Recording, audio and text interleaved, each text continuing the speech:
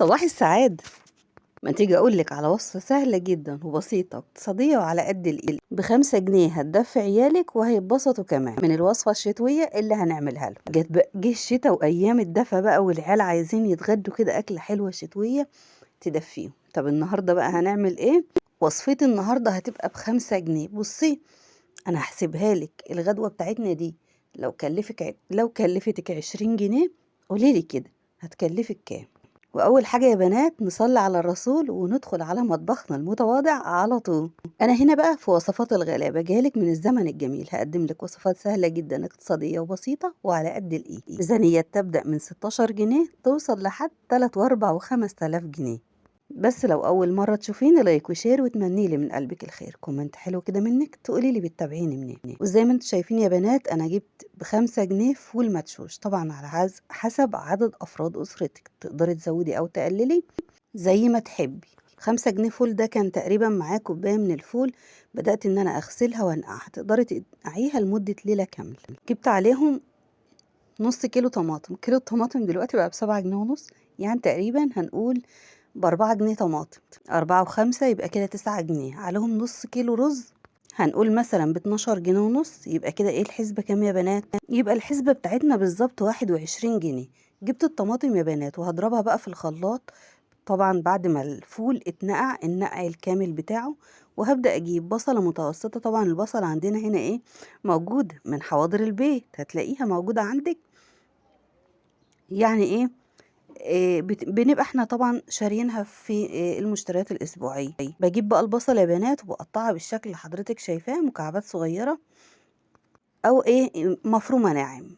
تمام يا بنات.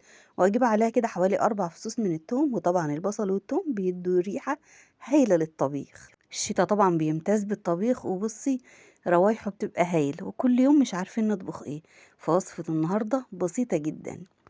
ابدا اجهز بقى الحله بتاعتي وارفعها على النار لحد ما تسخن، وهنزل بقى بالماده الدهنيه. نزلت هنا بحوالي معلقه او معلقتين بالكتير قوي من الزيت. طبعا لازم نسخن الزيت عشان نسمع التش بتاع البصل. احمر بقى البصله، وزي ما قلت لك في فيديوهات كتير، انا ما بحبش تحمير البصل اللون الغامق. يعني يا دوب البصله تدبل معايا وتدي كده اللون الجولد كده ذهبي يا بنات. في دقية بقى صغيرة بدأت ان انا انقي الرز واغسله وارفعه على النار بالشكل اللي حضرتك شايفاه لحد ما يستوي. وهنا يا بنات بنزل بقى بالطماطم اللي انا فرمتها في الخلاط. ومن الافضل انك بتعملي تقلية صفيها يا عيني. لو صفينا التقلية يا بنات في المصفى بتاعة الخضار بتدي طعم احلى والشكل بيكون جميل. انا خدت الشفشق وزدت شوية من المية على الصلصة بتاعتي. وهنا بقى الفول بوريكي بيتقطم معانا بكل سهولة. وكل ما الفول أو البقوليات عامة اتنقعت معانا لفترة طويلة، كل ما أي سموم أو أي حاجة فيها اتشالت، تاخد معانا فترة قليلة في السوا. هنا بقى يا بنات جينا للصلصة بتاعتنا أو للتقلية، ضفت معلقة من الملح المبهر عليها نص معلقة من الكمون. طبعا الطبيخ بتاع زمان ده مفيش أبسط منه، كانت البساطة كلها بتتكلم يا بنات. يعني حبة ملح وحبة فلفل وحبة كمون، خلاص كده دي البهارات بتاعته. بعد ما الصلصة أو التقلية غلت، هنزل بقى يا بنات بالفول اللي اتنقع. طبعا كوباية الفول اللي احنا نقعناها مع بعض من البداية زادت وحجمها تضاعف وبقت تقريبا كده قد كوبايتين من الفول المدشوش. قد تقليبة للتقلية بتاعتي بالشكل اللي انت شايفاه. وهنا الفول كمان بيتضاعف حجمه وحجمه بيزيد يا بنات.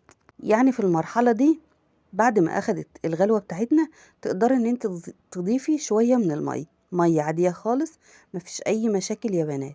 شايفين بقى هنا الفول بيدي كده شكل التفشيرة كده اكنه بيفشر زي الفشار. شايفين انا طبعا بصور والله بايد واحدة، فمش عارفة اوصل لك يعني اكيد انت المعلومة وصلت لك كده يا بنات. خلصت الوصفة بتاعتنا. بصي بقى، عايزاكي بقى تفرشي الطبلية زي زمان، تقدمي الوصفة دي جنب حتة مخلل لفت أو كرنب. بصلاية كده قطعيها شرايح، حط عليها شوية من الملح وشوية من الخل، ودفي عيالك ب21 جنيه. لو وصلت لحد هنا وشايفة ان الفيديو يستاهل منك لايك، يا ريت ترفعي الفيديو لايك حلوة كده منك، كومنت حلو تقولي لي بتتابعيني منين. في نهاية الفيديو ما تنسوش تحبوا بعض